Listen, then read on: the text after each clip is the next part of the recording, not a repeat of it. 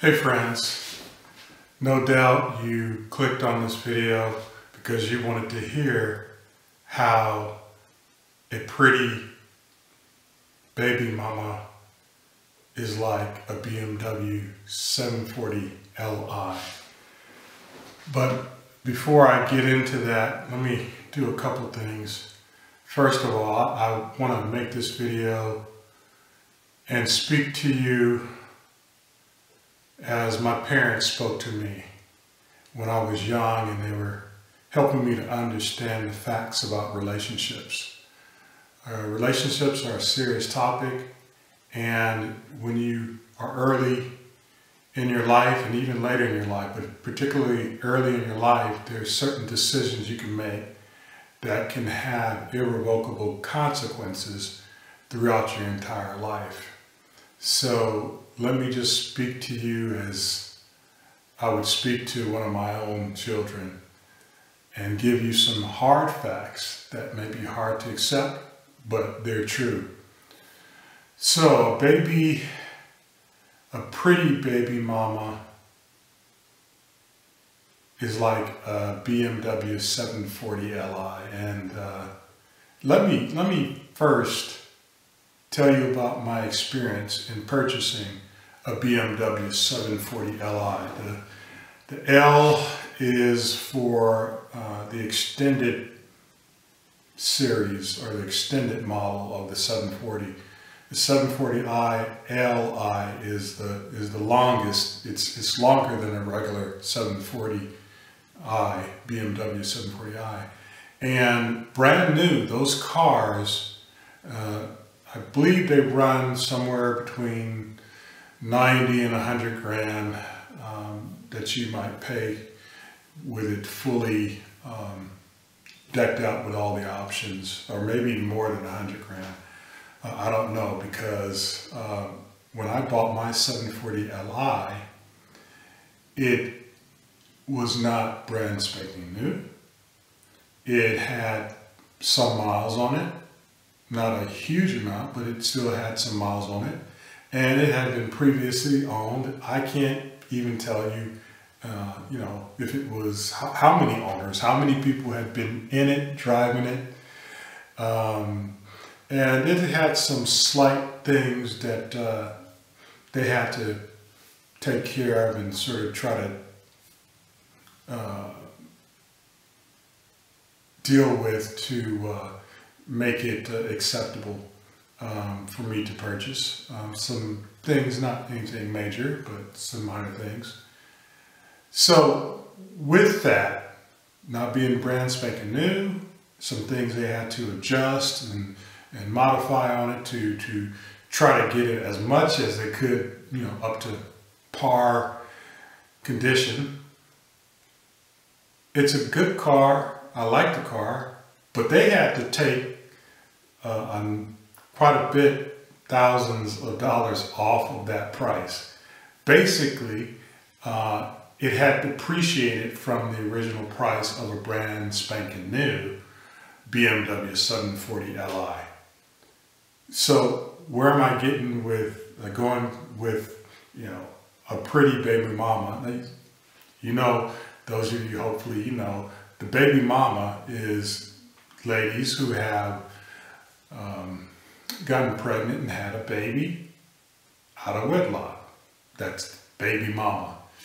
You may have heard the term baby mama drama, because sometimes there's a contentious situation when you got, mother and she's not married to the father, and there's a baby, and it can be, it can be contention. But the pretty baby mama is many of these women who have had children out of wedlock.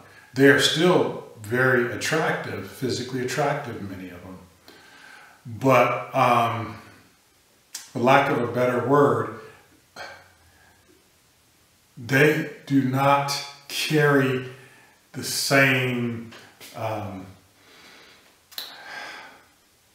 they don't carry the same market value as when they were single, when they were, before they started having sex out of wedlock and having babies and all of that. It's just a fact, people.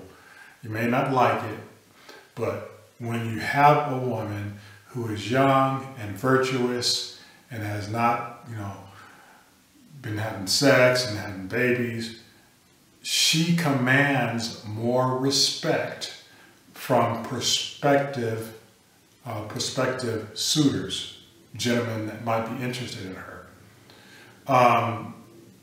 And a lot of women don't want to accept that fact, but that is just a fact in the dating world. Let me give you an example, a true story. When I was in the dating market, there was a young lady, when she was, let's say, early in her adult life, or even before her adult life, she was a very pretty, very attractive, tall, slender but still shapely, long, pretty hair. She's the type of person that even in her teens, I would have considered her out of my league. If you're familiar with that term, that means somebody who's above you as far as their, ability to, let me just say it this way. I wouldn't even consider trying to date her because I just consider her above me. But, she spent a dozen years or so out in the party scene and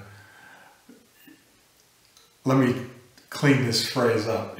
She spent years in the whoremonger phase of her life, and ended up being a baby mom. It's an intelligent, attractive lady.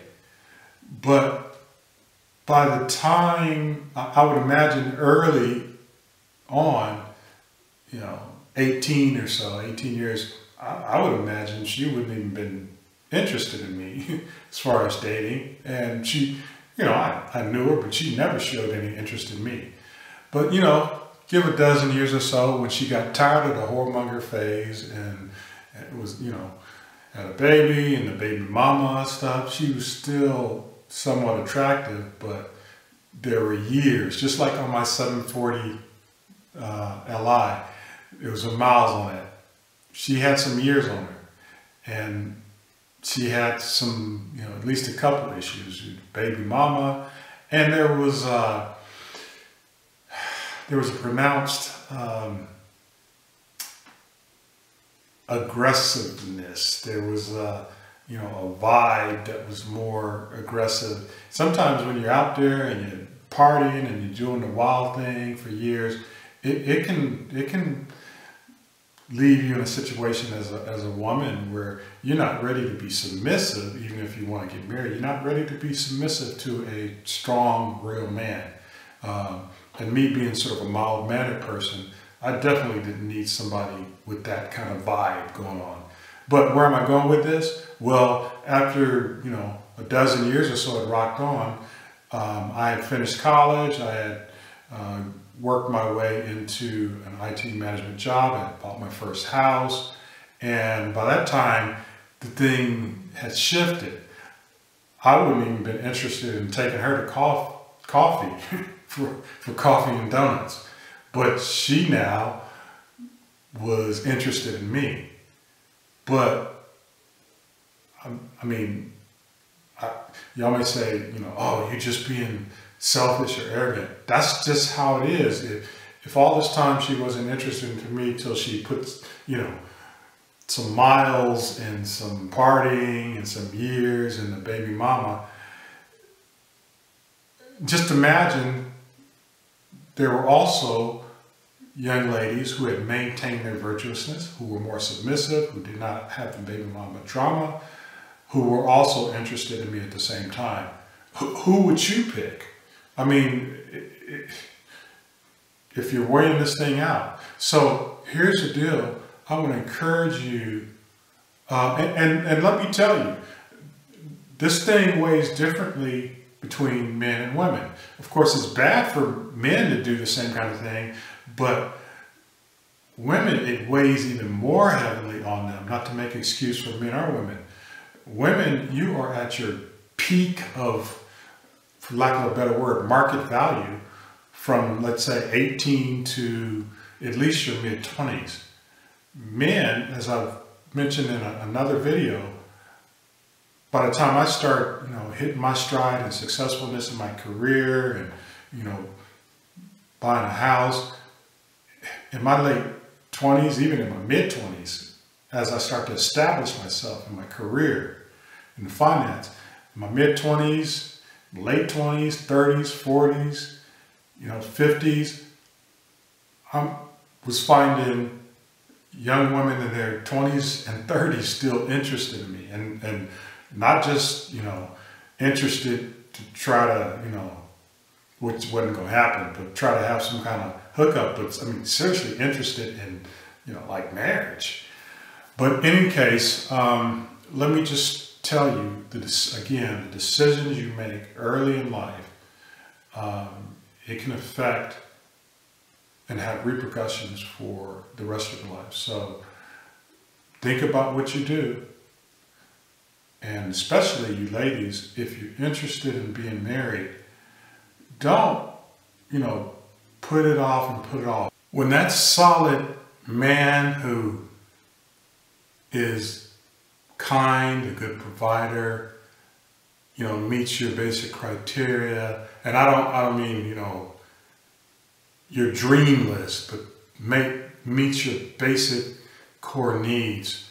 When he comes along, and let's say you're, 18 or early 20s, whatever, if you ever want to get married, don't assume that there's like a man tree where anytime, anywhere, year after year, you can just pick another man off the man tree. If you've got a solid person right there in front of you and it meets the basic core needs of a good, he's got the basic good stuff there, the good package. And he may not make, 100K and all of this stuff, but you need to consider that person, because you may have one good solid person in your life that comes along.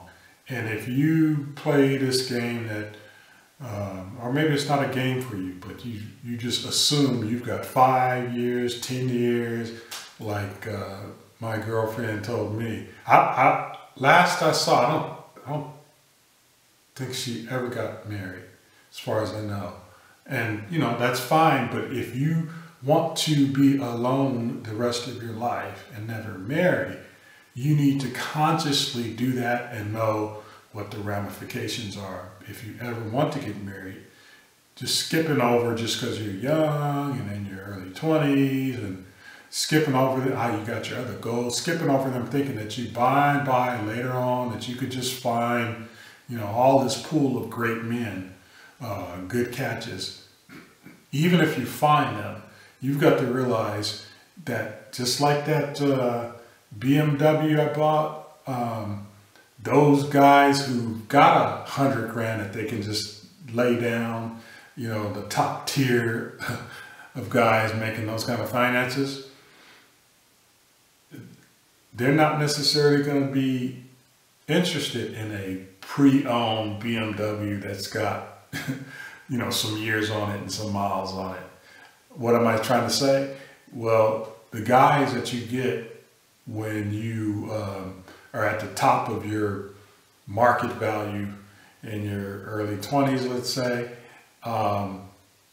and the high, value men are looking at you, you let yourself keep, running around and playing games and year after year.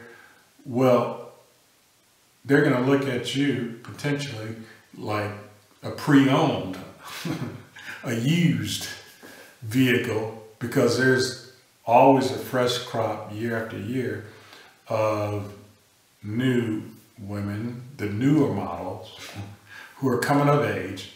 And for a man who is, at the top of his game and career and everything, these women are willing to marry that older man.